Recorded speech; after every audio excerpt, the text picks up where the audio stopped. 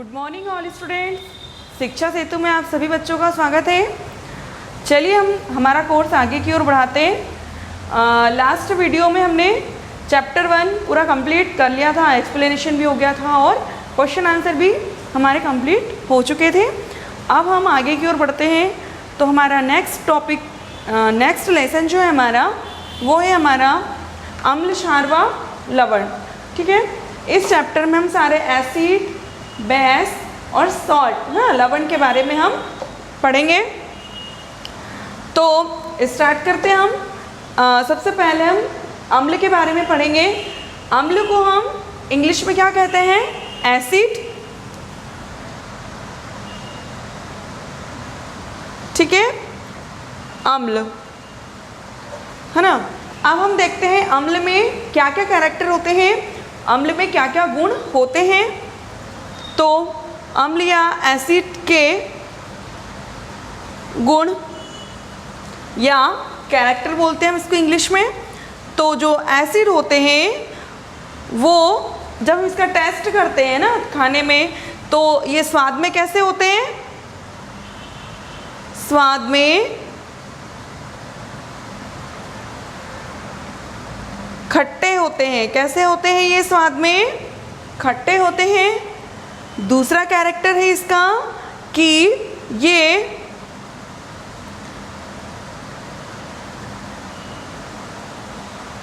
नीले लिटमस पत्र को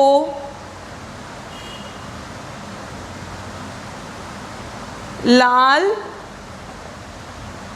रंग में परिवर्तित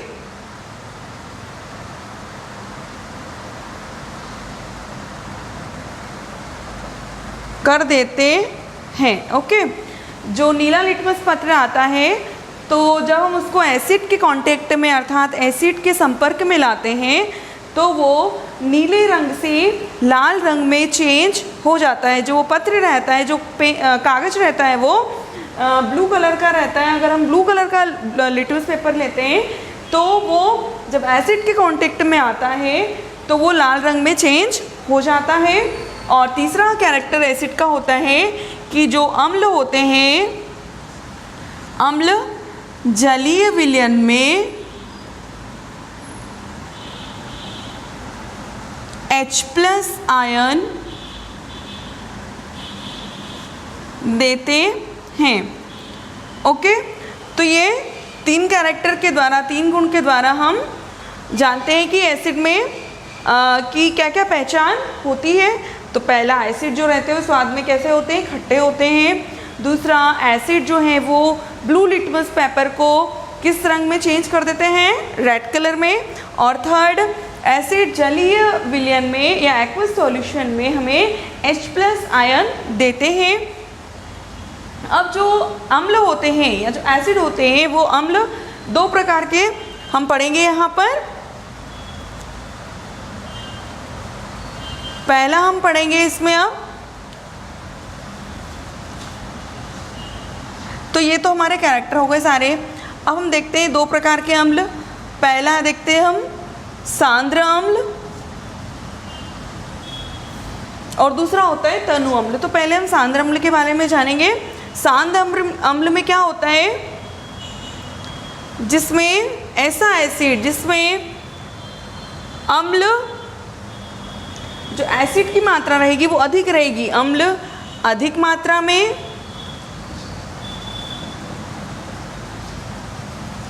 तथा जो वाटर होता है, जल, वो कम मात्रा में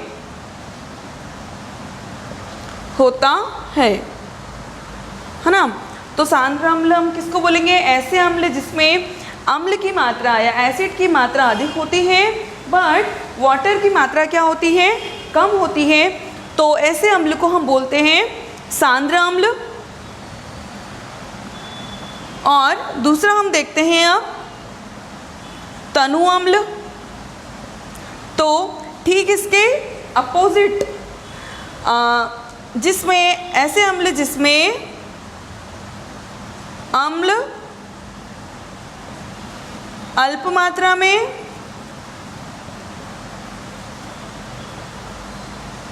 तथा वाटर मतलब जल अधिक मात्रा में उपस्थित हो,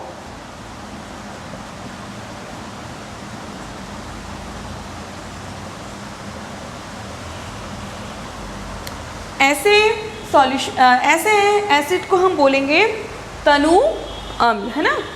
तो ये दो प्रकार के एसिड हो गए हमें। अब हम देखते हैं इसमें अगर हमें सांद्र अम्ल को तनु अम्ल में बदलना है या तनु अम्ल को हमें सांद्र अम्ल में बदलना है तो हम किस प्रकार से इन्हें चेंज कर सकते हैं। तो देखते हैं हम पहले हम देखेंगे कि यदि आपको सांद्र अम्ल को तनु अम्ल में बदलना है तो आप क्या करेंगे। देखेंगे सांद्र अम्ल में किसकी मात्रा ज़्यादा होती है, अम्ल की मात्रा ज़्यादा होती है और वाटर की मात्रा कम होती है। तो आपको यदि सांद्र अम्ल को तनु अम्ल में बदलने के लिए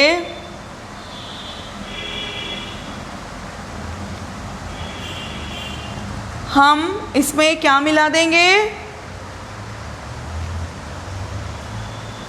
वाटर, है ना, पानी मिला दें।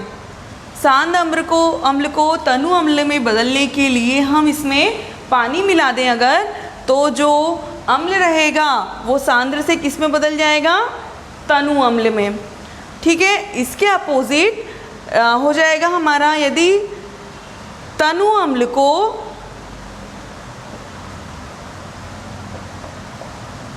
सांद्र अम्ल में बदलना है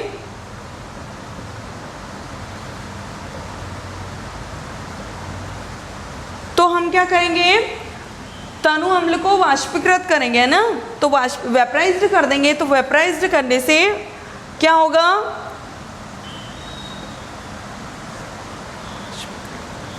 वाष्पीकरण करेंगे।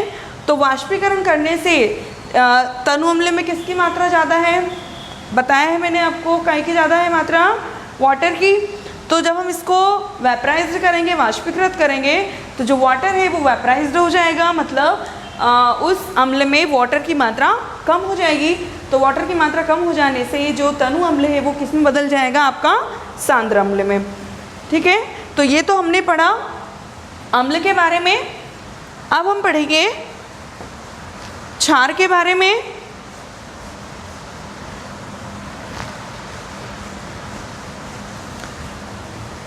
स्टार्ट करते हैं। बेस, जिसको हम क्षारक बोलते हैं। क्षारक और क्षार दोनों में अंतर होता है, अभी हम जानेंगे, बट हम पहले स्टार्ट करते हैं इसके कैरेक्टर।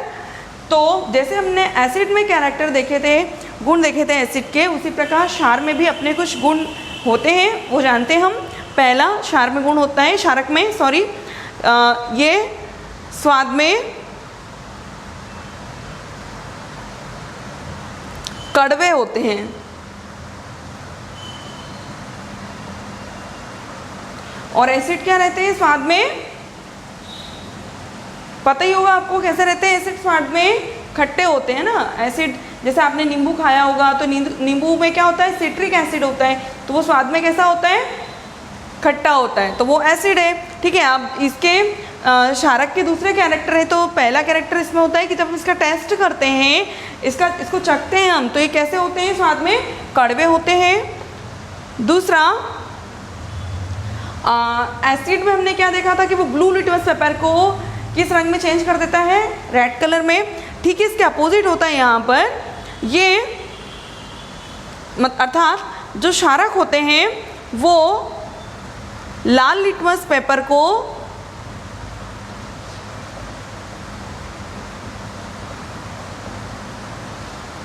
नीले रंग में बदल देते हैं या परिवर्तित कर देते हैं।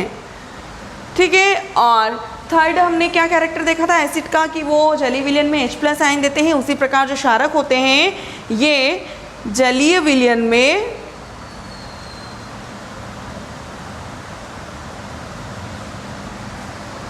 OH- आयन देते हैं। ठीक है, ये हो गए सारे कैरेक्टर। अब मैं आपको दोनों के एग्जाम्पल बता देती हूँ कि एसिड के क्या क्या एग्जाम्पल हैं और क्षारक के क्या क्या एग्जाम्पल है। इसके पहले हम जान लेते हैं कि आपके मन में डाउट हो रहा होगा कि क्षारक और क्षार क्या होता है। तो क्षार किसे कहते हैं हम पहले आपको ये बता देती हूँ मैं। तो क्षार की परिभाषा क्या हो जाएगी, जल में घुलनशील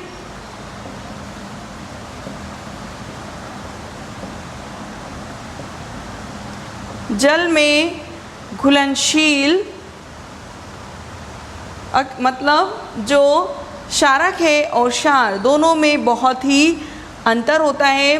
तो जल में घुलनशील क्षारक को, ठीक है, ऐसे क्षारक जो जल में घुलनशील हो जाएंगे, जल में घुल जाएंगे, इस प्रकार के क्षारक को हम क्या कहेंगे, क्षार कहते हैं या बेस कहते हैं।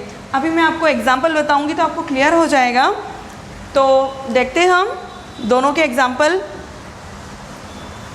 एसिड और बेस के एग्जाम्पल क्या क्या है।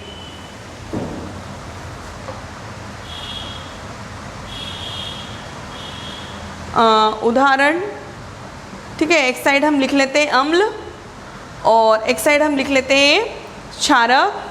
तो अम्ल के क्या क्या एग्जाम्पल हो जाएंगे, पहला तो हम ले लेते हैं HCl, दूसरा हो जाएगा हमारा सल्फ्यूरिक एसिड। सल्फ्यूरिक एसिड का फॉर्मूला H2SO4। थर्ड ले लेते हैं हम एसिटिक एसिड CH3COOH। और फोर्थ ले लेते हैं हम सिट्रिक एसिड, ठीक है, जैसे कि जो किस में पाया जाता है, नींबू में, है ना। कौन सा एसिड, सिट्रिक एसिड या सिट्रिक अम्ल। तो ये सारे किसके एग्जाम्पल हो गए आपके, सारे ये एसिड के एग्जाम्पल है। अब हम देखते हैं हमारे क्षारक के क्या क्या एग्जाम्पल है। तो क्षारक में पहला एग्जाम्पल हम लेते हैं सोडियम हाइड्रोक्साइड अर्थात NaOH। Second potassium hydroxide KOH। Third ammonium hydroxide NH4OH। Ammonium hydroxide किस में पाया जाता है, साबुन जो हम यूज़ करते हैं, हमारे घर में जो साबुन यूज़ करते हैं हम, उसमें अमोनियम हाइड्रोक्साइड होता है। और अब हम, ये हमारे सारे हो गए कि हमने अभी तक क्या क्या पढ़ लिया है, एसिड के कैरेक्टर, बेस क्षारक के क्या क्या कैरेक्टर होते हैं, और एसिड के एग्जाम्पल, बेस के एग्जाम्पल। और अब हम आगे की ओर बढ़ते हैं। तो अब अगर हमें पता लगाना है कि जो आपको विलयन दे रखा है वो एसिडिक है या बेसिक है, अर्थात वो अम्ल है या क्षार है, तो अम्ल या क्षार का पता लगाने के लिए आप क्या करेंगे, तो डायरेक्ट हम ये जो एसिड या जो क्षार होते हैं इनको डायरेक्ट हम टेस्ट करके नहीं देख सकते, क्योंकि ये स्वास्थ्य के लिए हमारे मतलब हानिकारक हो सकते हैं। या जैसे कि जो क्षार होता है ना, ये हमें, जैसे हमने इसे टच किया तो ये हमें नुकसान भी पहुंचा सकता है, रिएक्शन कर सकता है। तो हम डायरेक्ट ही पता नहीं कर सकते हैं। तो इसके लिए हम क्या यूज़ करें, कौन सी टेक्निक का यूज़ करें कि हम जान लें कि ये एसिड है या बेस है। तो अम्ल या क्षार का पता लगाना, अम्ल या क्षार का पता लगाना, ठीक है। तो अम्ल या क्षार का पता लगाने के लिए हम किसका यूज़ करते हैं, सूचक का यूज़ करते हैं। क्या बोला जाता है उसको, सूचक, ठीक है। सूचक के द्वारा हम जान सकते हैं कि दिया गया सॉल्यूशन जो है वो एसिड है या बेस है। तो सूचक किसी दिए गए विलयन में अम्ल या क्षारक की उपस्थिति दर्शाता है। क्या होता है? जो सूचक होता है, सूचक किसी दिए गए विलयन में अम्ल व क्षार की क्या दर्शाता है? उपस्थिति दर्शाता है। ओके, है ना। सूचक क्या दर्शाता है? अम्ल या क्षार की उपस्थिति दर्शाता है। इनका रंग या गंध अम्लीय व क्षारक माध्यम में बदल जाते हैं। मतलब जो अगर जो सूचक है उसका रंग और जो गंध रहेगा वो क्या हो जाता है? चेंज हो जाता है अम्लीय और क्षारीय माध्यम में, है ना। सूचक का रंग व इसकी गंध, स्मेल, अम्लीय व क्षारीय माध्यम में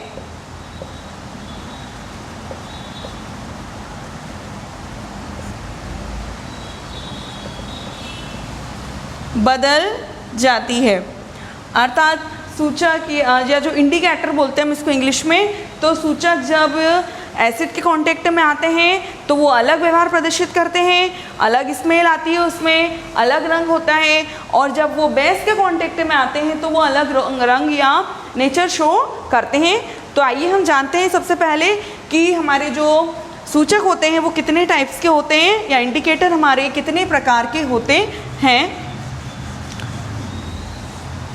तो जो इंडिकेटर होते हैं, जो सूचक होते हैं, वो 3 प्रकार के होते हैं। सूचक के प्रकार, ओके।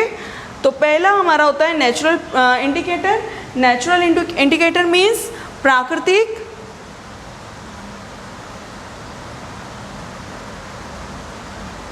प्राकृतिक सूचक।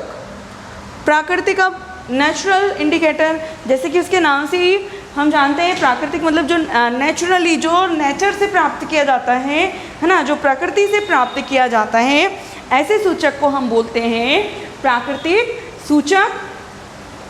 ठीक है, जो मतलब कि जो कि पेड़ पौधों से बनाए जाते हैं, ऐसे सूचक जो कि पेड़ पौधों का यूज़ करके बनाए जाते हैं। लिख देती हूँ मैं यहाँ पर, पेड़ पौधों के द्वारा बनाए जाने वाले सूचक क्या कहलाते हैं? हमारे प्राकृतिक सूचक कहलाते हैं, है ना। अर्थात जिनको हम प्लांट से प्राप्त करते हैं। तो फॉर एग्जाम्पल हम ले लेते हैं लिटमस। लिटमस जो है वो पेड़ पौधों से ही बनाया जाता है। और सेकंड हम ले लेते हैं हमारा हल्दी। हल्दी से आप परिचित हैं। तो अब हम जानते हैं कि ये अम्ल या क्षार के जब कांटेक्ट में आते हैं तो इनमें क्या चेंज होता है। ये हमारी क्या है? इंडिकेटर है, सूचक है। इन सूचक के द्वारा हम जानेंगे कि दिया गया जो सॉल्यूशन है वो एसिड है या बेस है। तो लिटमस जब एसिड या अम्ल के कांटेक्ट में आता है तो क्या होता है? तो लिटमस जब एसिड, है ना, अर्थात अम्ल के कांटेक्ट में आता है तो ये क्या होता है? अम्ल के बारे में हमने पढ़ा था कि अम्ल क्या होते हैं? ये नीले से लाल में परिवर्तित हो जाएगा। ओके, ठीक है। इसके अपोजिट जब लिटमस क्षार के कांटेक्ट में आता है, ठीक है, तो ये लाल से नीले में परिवर्तित हो जाता है। अब हम देखते हैं टर्मेरिक, हल्दी के बारे में। तो हल्दी जो है जब एसिड के कांटेक्ट में रहती है तो वो येलो फॉर्म में रहती है, येलो कलर की रहती है। लेकिन जब ये क्षार के संपर्क में आती है तो इसका कलर क्या हो जाता है? लाल कलर का हो जाता है। ये जैसे कि एग्जाम्पल, जब हम खाना खाते हैं तो खाना खाते वक्त देखा ही होगा आपने कि जब हमारे कपड़ों में अगर सब्जी वगैरह गिर जाती है तो हल्दी का दाग उस पर लग जाता है। तो जब उस हल्दी के दाग में हम वॉशिंग पाउडर या फिर जो कपड़े धोने का साबुन आता है उसको हम रगड़ते हैं तो वो किस में चेंज हो जाता है, जो हल्दी रहता है, वो हल्दी का जो कलर है वो येलो कलर का, वो आप देखेंगे कि वो रेड कलर में चेंज हो जाता है। तो इससे क्या प्रूफ हुआ कि जो साबुन है उसमें क्या मिला हुआ है, वो किस नेचर का है, वो क्या है, क्षार है। ठीक है, तो ये तो हो गए नेचुरल पिगमेंट्स के द्वारा हमने जाना कि दिया गया विलयन एसिड है या बेस है। अब हम देखते हैं, ये तो हो गया नेचुरल, अब हम देखते हैं आर्टिफिशियल, कृत्रिम सूचक। उसके नाम से ही स्पष्ट है कि ऐसे इंडिकेटर या ऐसे सूचक जो कि केमिकल या रसायन का यूज़ कर प्रयोगशाला में बनाए जाते हैं उन्हें हम कृत्रिम सूचक कहते हैं। आइए जानते हैं अब इसमें कृत्रिम सूचक में हम क्या एग्जाम्पल लेते हैं और किस प्रकार पता लगाएंगे कृत्रिम सूचक के द्वारा कि वो जो सॉल्यूशन है वो एसिड या बेस है। तो एग्जाम्पल यहाँ हम उदाहरण लिखेंगे। यहाँ हम लिख लेते हैं अम्ल के कांटेक्ट में आएगा जब क्या क्रिया होगी, और यहाँ हम लिख लेते हैं क्षार, क्षार के कांटेक्ट में आएगा तब क्या क्रिया होगी। तो कृत्रिम सूचक हमारा है पहला फिनोल्फ्थेलीन, और दूसरा हम लेंगे इसमें मेथिल ऑरेंज। ये दोनों हो गए हमारे कृत्रिम सूचक। तो फिनोल्फ्थेलीन जब अम्ल के कांटेक्ट में आता है तो ये अपरिवर्तित रहता है। अपरिवर्तित मतलब कि वैसा का वैसे ही रहता है, जैसा फिनोल्फ्थेलीन है वाइट वो वैसा का वैसा ही रहेगा अगर वो एसिड के कांटेक्ट में आता है। बट यदि फिनोल्फ्थेलीन क्षार के कांटेक्ट में आता है तो यहाँ रंग चेंज हो जाता है। कैसा हो जाता है, गहरा गुलाबी। ठीक है, फिनोल्फ्थेलीन जब किसी क्षार के कांटेक्ट में आता है तो उसका रंग गहरा गुलाबी हो जाता है। अब हम देखते हैं मेथिल ऑरेंज के ऑरेंज इंडिकेटर के द्वारा। तो मेथिल ऑरेंज के द्वारा अगर मेथिल ऑरेंज एसिड या अम्ल के कांटेक्ट में आता है तो ये लाल रंग में बदल जाता है, और यही मेथिल ऑरेंज जब क्षार के कांटेक्ट में आता है तो ये किस में बदल जाता है, पीले रंग में। ठीक है, तो ये हो गया हमारा कृत्रिम सूचक। कंटिन्यू करते हैं हम आगे। 3 प्रकार के सूचक होते हैं, प्राकृतिक सूचक, कृत्रिम सूचक, और तीसरा है हमारा गंधीय सूचक। गंधीय सूचक जैसे कि उसके नाम से स्पष्ट है, गंधीय, गंधी मीन्स गंध, है ना। गंध के द्वारा हम जानेंगे कि दिया गया सॉल्यूशन एसिड है या बेस है।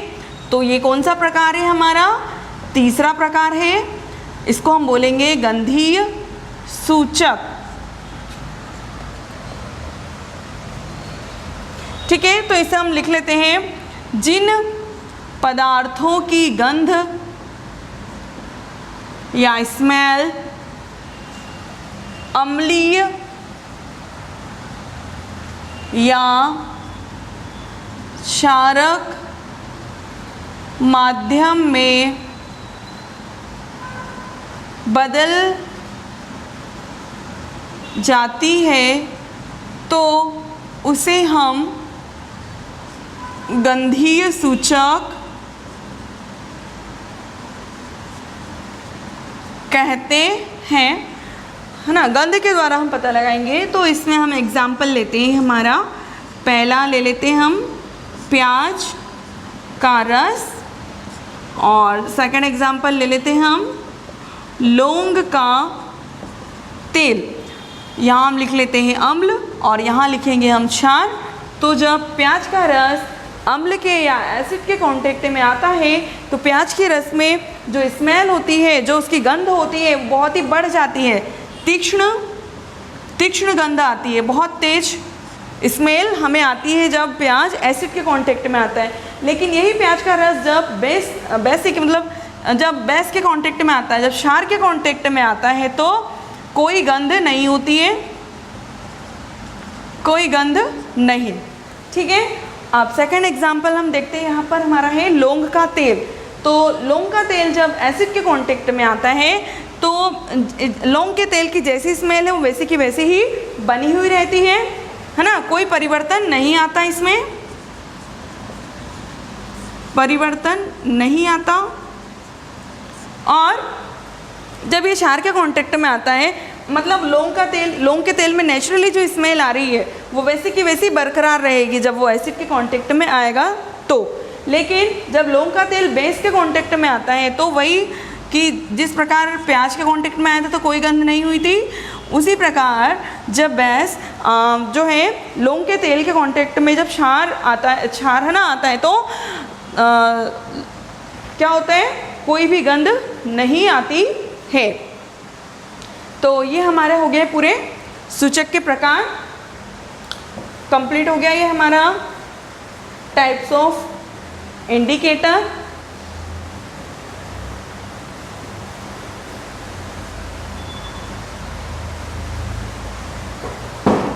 अब हम नया टॉपिक लेते हैं हमारा अम्ल व क्षार के रासायनिक गुण। ठीक है, क्या है हेडिंग हमारी, अम्ल व क्षार के रासायनिक गुण, है ना। अब हम इनके अम्ल के और क्षार के सारे केमिकल प्रॉपर्टीज देखेंगे। तो पहले हम देखेंगे इसमें धातु के साथ, धातु या लिखते हैं धातु की अम्ल व क्षार से क्रिया। धातु जैसे कि आप जानते हैं धातु क्या क्या होती हैं, जैसे कि आयरन हो गया, है ना, लोहा आयरन हो गया, पोटेशियम हो गया, जिंक हो गया आदि। इसी प्रकार से कोई सी भी धातु, तो ये सारी धातुएं जब एसिड के कांटेक्ट में आती है तो इसमें क्या केमिकल चेंज होता है, और यही सारी धातुएं जब क्षार के कांटेक्ट में आती है तो क्या केमिकल चेंजेस होता है, जानते हैं हम। बीच में एक लाइन खींच लेते हैं हम, ताकि हमें एसिड और बेस दोनों प्रकार की रिएक्शन इजीली समझ में आ जाए। तो यहाँ पर हम देखते हैं, यहाँ हेडिंग डाल देते हैं हम एसिड और यहाँ लिख लेते हैं हम बेस। ओके, तो स्टार्ट करते हैं हम एसिड में।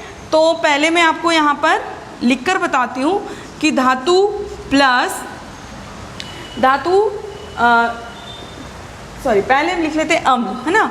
तो अम्ल प्लस धातु, अम्ल जब धातु के संपर्क में आएगा तो क्या बनता है, लवण प्लस हाइड्रोजन गैस रिलीज होती है। उसी प्रकार यहाँ पर हम देखते हैं क्षार, क्षार प्लस क्षार जब धातु के कांटेक्ट में आएगा तो भी क्या बनता है, लवण प्लस हाइड्रोजन गैस रिलीज होती है। अब हम इसको केमिकल लिखते हैं। तो अम्ल में हम क्या ले लेते हैं, यहाँ पर अम्ल में हम ले लेते हैं हमारा HCl, हाइड्रोक्लोरिक एसिड, HCl, और मेटल जो धातु है हमारी वो हम ले लेते हैं यहाँ पर जिंक। ठीक है, तो जिंक जो है क्लोरीन के साथ रिएक्शन करके लवण बना लेगा, जिंक क्लोराइड बना लेगा, ZnCl2, और कौन सी गैस रिलीज हुई, हाइड्रोजन गैस रिलीज हो जाती है। ठीक है, अब उसी प्रकार जो बेस है तो बेस में हम लेते हैं NaOH, सोडियम हाइड्रोक्साइड, प्लस जब ये जिंक के कांटेक्ट में आता है तो बनेगा Na2 ZnO2 plus hydrogen gas release होती है।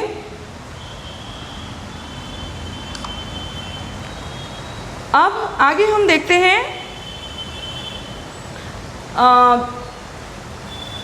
कि इन दोनों रिएक्शन में जो गैस है वो कौन सी रिलीज हो रही है, यहाँ पर हाइड्रोजन, तो निकलने वाली गैस हाइड्रोजन ही है।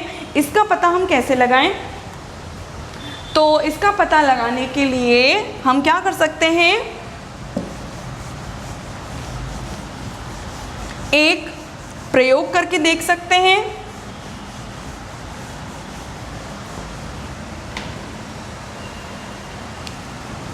है ना, हाइड्रोजन गैस का पता लगाने के लिए प्रयोग। ठीक है, तो इसको हम एक चित्र के द्वारा समझते हैं। तो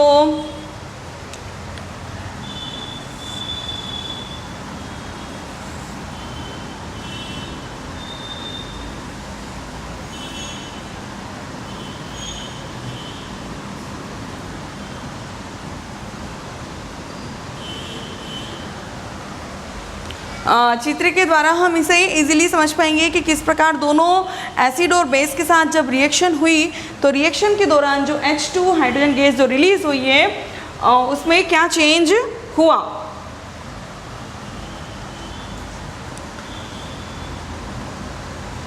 ये हो गया टेस्ट ट्यूब। ठीक है,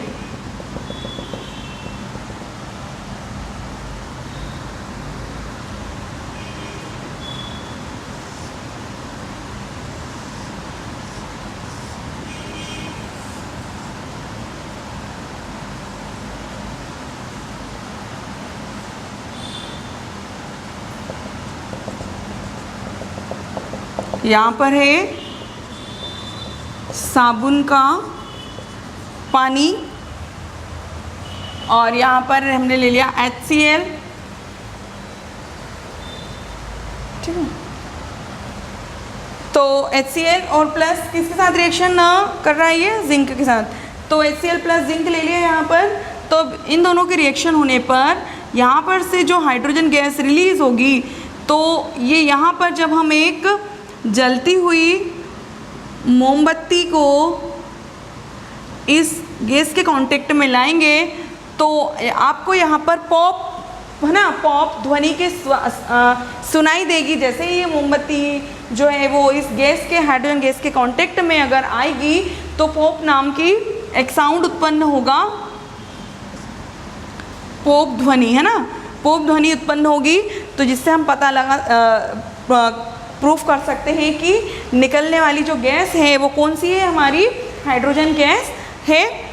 और क्योंकि हाइड्रोजन गैस बहुत ही ज्वलनशील होती है, जैसे ही ये आग के कांटेक्ट में आती है तेजी से ये जलने लग जाती है। तो ये हमने पता लगा लिया। अब हम देखते हैं अम्ल व क्षार की धातु कार्बोनेट और धातु के बाइकार्बोनेट के साथ क्या रिएक्शन होती है ना। अम्ल व क्षार की धातु कार्बोनेट व धातु बाई कार्बोनेट के साथ क्रिया।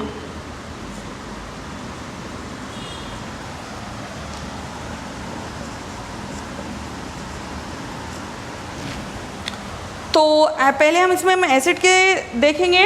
तो अम्ल जो है धातु कार्बोनेट, पहले हम देखते हैं हेडिंग हमारी देख लेते हैं अम्ल के साथ। ठीक है, तो अम्ल की धातु कार्बोनेट के साथ क्रिया और फिर हम देखेंगे उसी अम्ल की धातु बाई कार्बोनेट के साथ क्रिया। तो अम्ल की धातु कार्बोनेट के साथ क्रिया,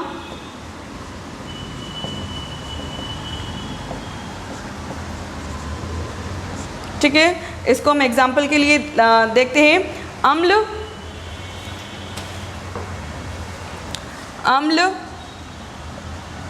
प्लस किसके साथ रिएक्शन कर रहा है, ये धातु कार्बोनेट। तो जब अम्ल है वो धातु कार्बोनेट के साथ रिएक्शन करता है तो बनता है लवण प्लस कार्बन डाइऑक्साइड गैस और प्लस बनता है जल। ठीक है, वाटर। अब चलिए स्टूडेंट, अब हमने देखा कि अम्ल की धातु के साथ क्या क्रिया होती है, तो हमने इसे जाना। अब हम इसे एक रिएक्शन के द्वारा समझते हैं। तो अम्ल में हम ले लेते हैं हमारा HCl प्लस कार्बोनेट, धातु कार्बोनेट हम लेते हैं Na2CO3, क्या बनेगा हमारा लवण NaCl plus carbon dioxide plus water. Okay, reaction balance करेंगे हम, ठीक है। तो ठीक है, अभी हमने देखा कि अम्ल की धातु कार्बोनेट के साथ किस प्रकार क्रिया होती है। अगले वीडियो में हम देखेंगे कि धातु जो है वो अम्ल जो है वो धातु बाइकार्बोनेट के साथ रिएक्शन करके क्या बनाती है, और आगे के जो सारे टॉपिक हैं हम अगले वीडियो में स्टार्ट करेंगे। इतना हमारा फिनिश हुआ। आज हमने एसिड के कैरेक्टर, बेस के कैरेक्टर और क्या पढ़ा, सारे एग्जाम्पल्स देखे, उनके इंडिकेटर के बारे में पढ़ा, सूचक के प्रकार पढ़े, और हमने देखा कि अम्ल और क्षार उनमें क्या क्या केमिकल चेंजेस होते हैं, उनके रासायनिक गुण हमने जाने। अब हम इसमें जो हमारा धातु बाइकार्बोनेट के साथ अम्ल किस प्रकार से रिएक्शन करता है वो देखेंगे नेक्स्ट वीडियो में। ओके, आप यहाँ तक के आपका चैप्टर यहाँ तक का आप कंप्लीट करें। तो ओके स्टूडेंट्स, अगर आपको ये शिक्षा सेतु का ये वीडियो पसंद आया हो तो प्लीज़ शिक्षा सेतु चैनल को लाइक, शेयर और सब्सक्राइब ज़रूर करें, और घर बैठे अपनी पढ़ाई आप कंटिन्यू जारी रखें। Thank you.